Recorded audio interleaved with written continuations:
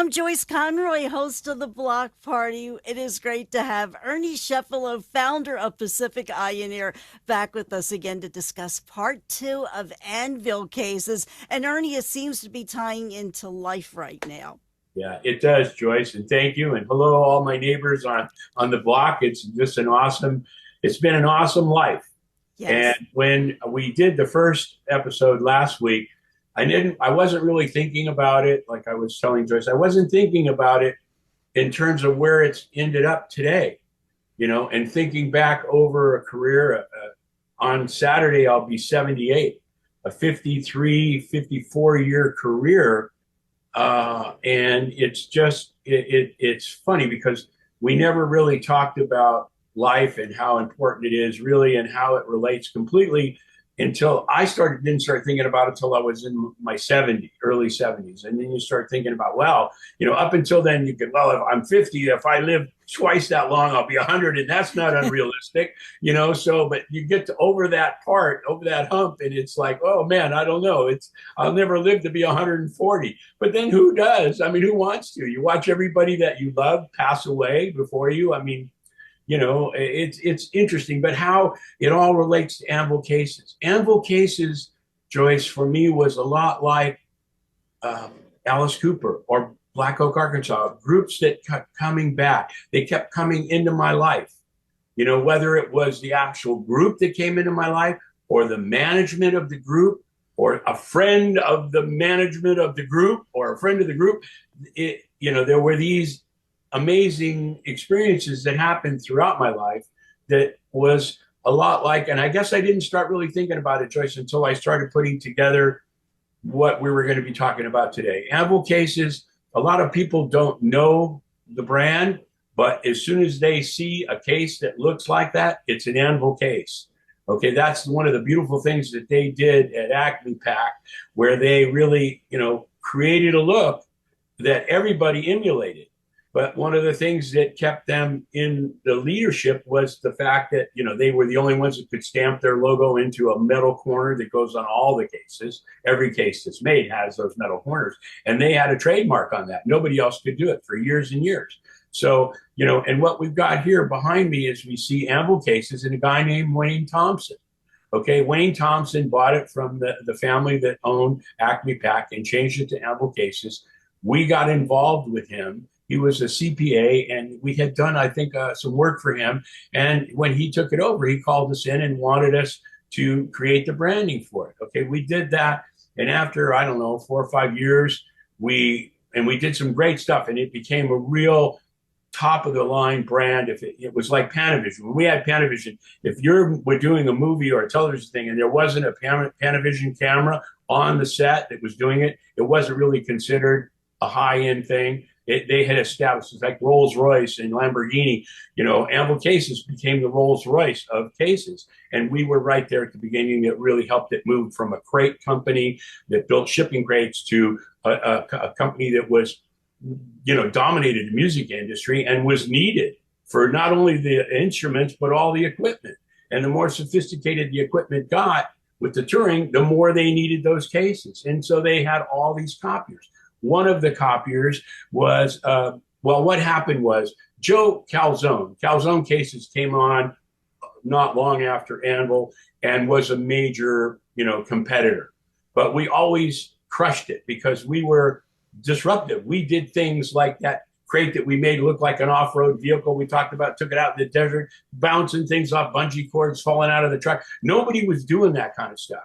And so we really sort of took the lead and kept it. And Joe Calzone was a real competitor. He really kind of didn't like us because we were dominant in the industry. But then what happened was Wayne Thompson decided that I guess he got bored with the case business. And so he decided to sell it. And he sold it to a company called Zero Halliburton. Now, you may know that name because it's a pretty domineering company in manufacturing. And Zero Halliburton does a lot of stuff for the government. I mean, they're a huge company and they make all this technical equipment. So it made a lot of sense for, Zero Halliburton to buy Anvil Cases. It was an industry leader. They were an industry leader. It was the same thinking that went into Warner Brothers buying Panavision. When it was sold to Warner Brothers and put on the board, and Jack Holzman, who had Elektra Records, became a board member on it was Pat. No, the parking, the Kenny parking. They owned all of Warner Brothers. They owned everything, and so he was on the board when he sold Elektra Records to Warner Brothers, and then they put him in charge of Panavision. Wayne Thompson decided he was going to sell the company. He sold it to the right company, Zero Halliburton, and a guy named Bill Waskey. So we lost the account. Probably a year goes by, and I was really kind of. I got a taste of it. It was like the music business. Got a taste of the case business. It was crazy. We could do a lot of fun stuff. It wasn't real corporate. It was geared toward music. So it was right in our sweet spot.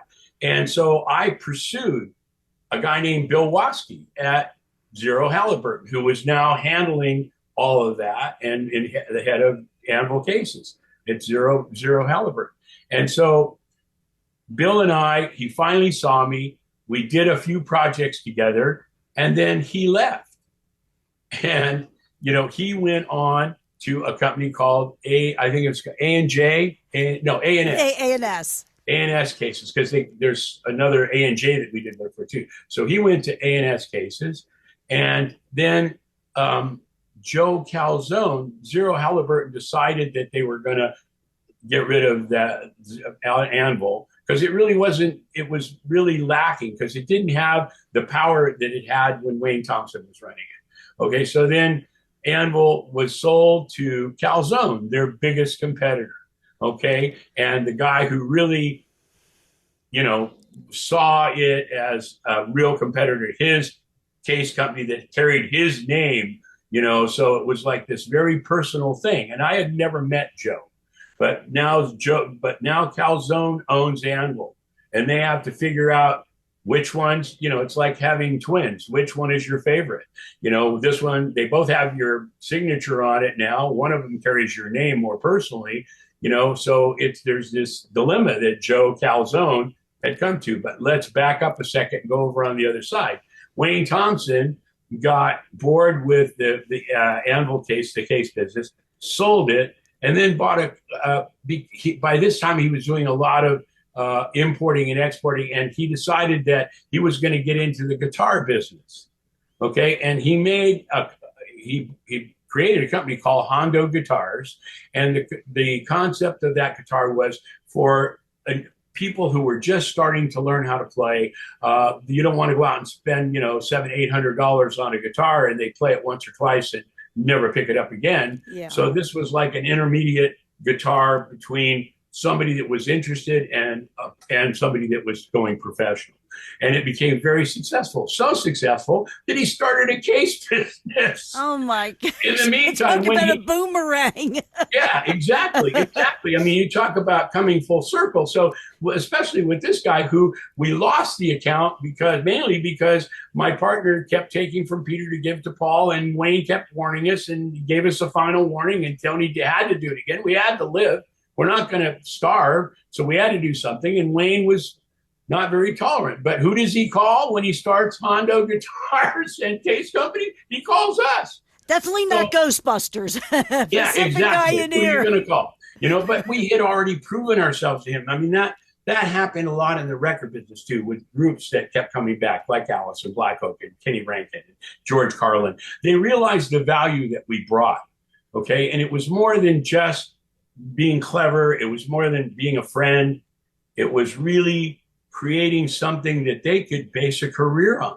They could base the future on what we were helping them create, whether it was a group or a product, and since then, throughout my life, I've had both, especially with the involvement with corporate America, when the music business, and we had talked about it, sort of sloughed off. It went over into the corporate world, which we already were. And Anvil was one of those. It was like Alltech and a bunch of other ones that were heavily involved in their own business, but it all related to music.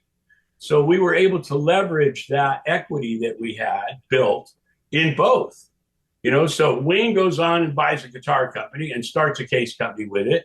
And then Bill Wasty, let's see, I'm trying to see that. I should have blown it up on my screen, but the one that's over here is A&J Cases, right? And Yeah, that, A&J and has your that's, name under it. yeah, and my name, because when we lost, Anvil and got Zero Halliburton, and Zero Halliburton sold it, I needed to get another case company because now I'm hooked. Okay, now I want the case business. I've made a big mark. It's like the music business. You do some stuff. Rolling Stones tongue, Jesus Christ Superstar, some of these album covers, people start seeking you out. It just happened to me. We were talking about it earlier. I mean, they look back and see, that there's this entity out there that can deliver what they need. And it never really went away from me. I was always lucky enough to never rest on my laurels. Never, in fact, until the internet 8 years or 9 years ago when I first got into it, I never looked back at anything. I kept it all because I'm a pack rat, but I never really went back and said, oh, this is really lit. It's now become iconic. I mean, I never did that. So I always kept moving forward. And we talked about that too, about how, it's very easy to become history. And that's scary. That's like dying. People tell you all the time, you only live once. So, live every day. No, you only die once. Okay. You live every day. And I've always felt that I only die once. And, when they bury me, they're going to have to bury me standing up because I ain't laying down. I'm not getting horizontal. I'm constantly fighting gravity. It's trying to pull me down and I'm trying to stand up. So God anyway, bless you. God bless you. I was so persistent at A&J that I got that account. Totally unrelated. What happened was the guy that owned the company, I called up. I saw an ad that they had done. It's A&J Cases. And it was a terrible ad. Okay. And by this time, I'm very sensitive to that industry. I know that I can help. So I call the company. I call A&J Cases, and Sky answers the phone, and I say, my name's Ernie Cefalu. I'd like to talk to your marketing director. And he said, well, we don't have a marketing director. He said, and I said, well, who handles, I saw an ad for you. Who handles that? Oh, I did that. Yeah. I said, well, let me give you a little advice. Okay. I've done, and I started rattling off a few things that I'd done, Zero Halliburton, Anvil. And his cases are like everybody else's case. They look like every Anvil cases.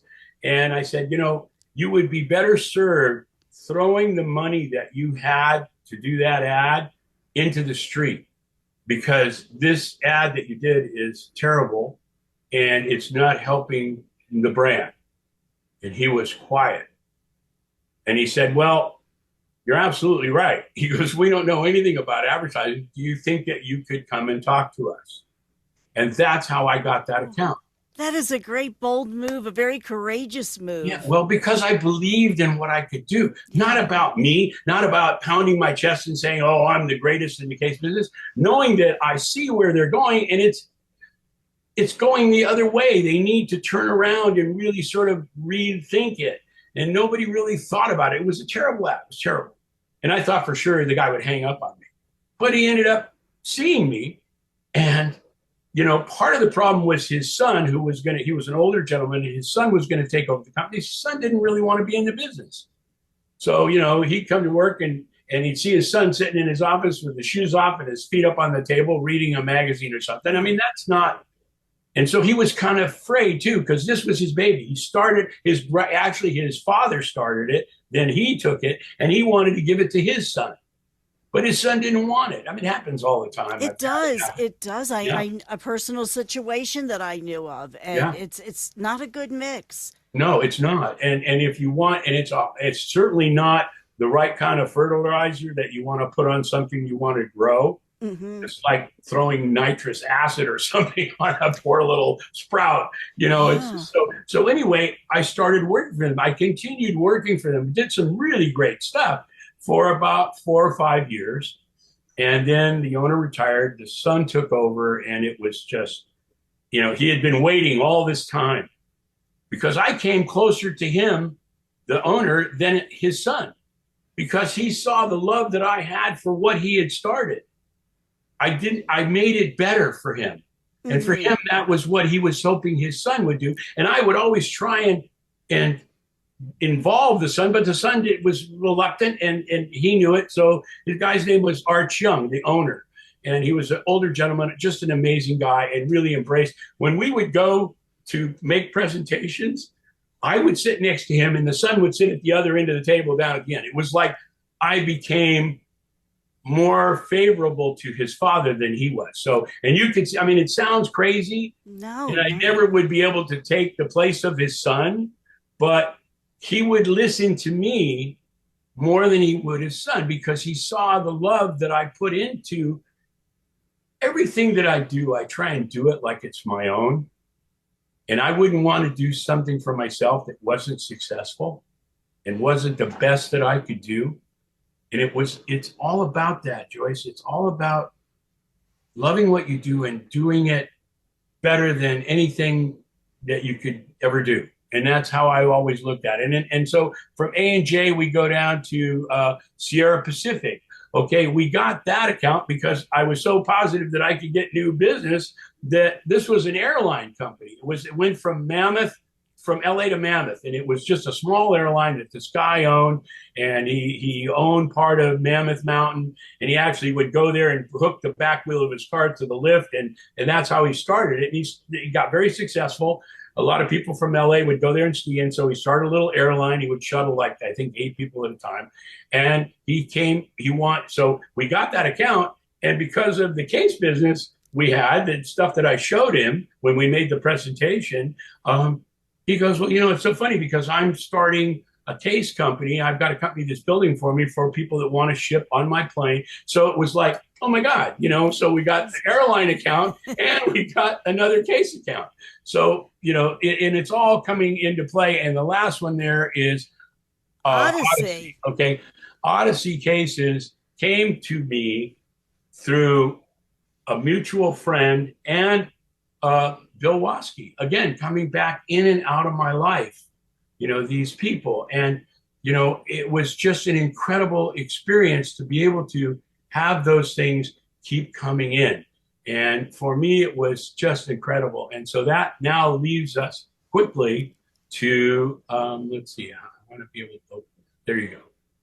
And so what you see behind me, so now everything is kind of crazy. And Joe Calzone is now president of Anvil and owns it. And he needs to now decide how to market it. And even though we were competitors, he always held us up as the bar to exceed, even though he never did. His stuff always fell short because he knew how to create a case and he knew how to build a business, but he didn't know anything about advertising. And most of these manufacturing people don't. It was like A&J Cases, and A&S was the same way. I mean, it was just, the guy that owned Studio Instrument Rentals, a huge company nationally, owned A&S Cases. He's bought it for his daughter, and Bill Waskey went to work for him because he had all this experience in cases from Zero Halliburton.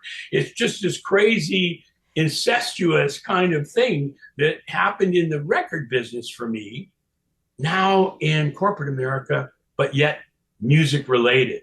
Yeah. A lot of the stuff that we did after we were, scaling down on album covers was music related. Alltech Lansing, I can go on and on, JBL, and so there's Joe Calzone, and he's, he is now in a dilemma. He doesn't know what to do. So he hires us. Oh, wow. Okay. He knew who we were, and he wanted us. It was his, I think his 50th anniversary or something. And so he wanted to and he was going after the defense accounts because now every industry is using cases because it's getting more and more technical. The military became a huge thing in the case business. And so he wanted to go after that. So we created that logo that you see there, okay, and the 50th anniversary, and we did ads for it, and then we did this military one with the eagle.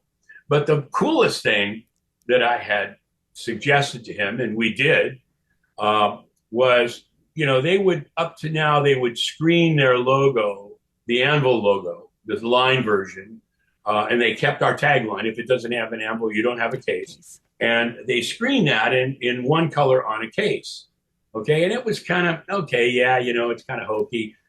What can we do to make it even more relevant, even more desirable? Well, I came back to them with the idea of doing a wrap on the case, and you see a Rob Zombie version Yes, there. I that caught my eye almost immediately. Yeah, yeah, yeah. And so you could either look at a case with a line art logo screened on it, or you can look at, and we did them for Nestle. We opened up a whole new market for them with doing wraps the same way you would wrap a car. And that material is really, really durable. So it isn't like you're going to put it on there and it's going to get a scratch and it's going to be ruined forever. It was really durable. So I came to him with this idea, loved it, took off, really, really started opening up a lot of different doors for Yeah. him, and we did one with that eagle. I like that eagle is really Isn't that nice. nice? I mean, That I know. is I mean, we did some, really and nice. all this was, there were a couple of brochures we did, and the only problem, sometimes at the end of the rainbow, there's not a pot of gold. Sometimes at the end of the rainbow, there's a nice big pile of poo. No. And Calzone, even though he hired us, there was always this resentment that I could do something better than he could. And I didn't know it then, but he was taking a lot of medication for depression and all this. He was kind of a really, really an odd duck. And so we ended up having a falling out. And, I mean, he went his way, I went my way. There's no begrudging anybody, but if you look at their advertising to this day for Anvil or to Calzone, it's just really, it slid back.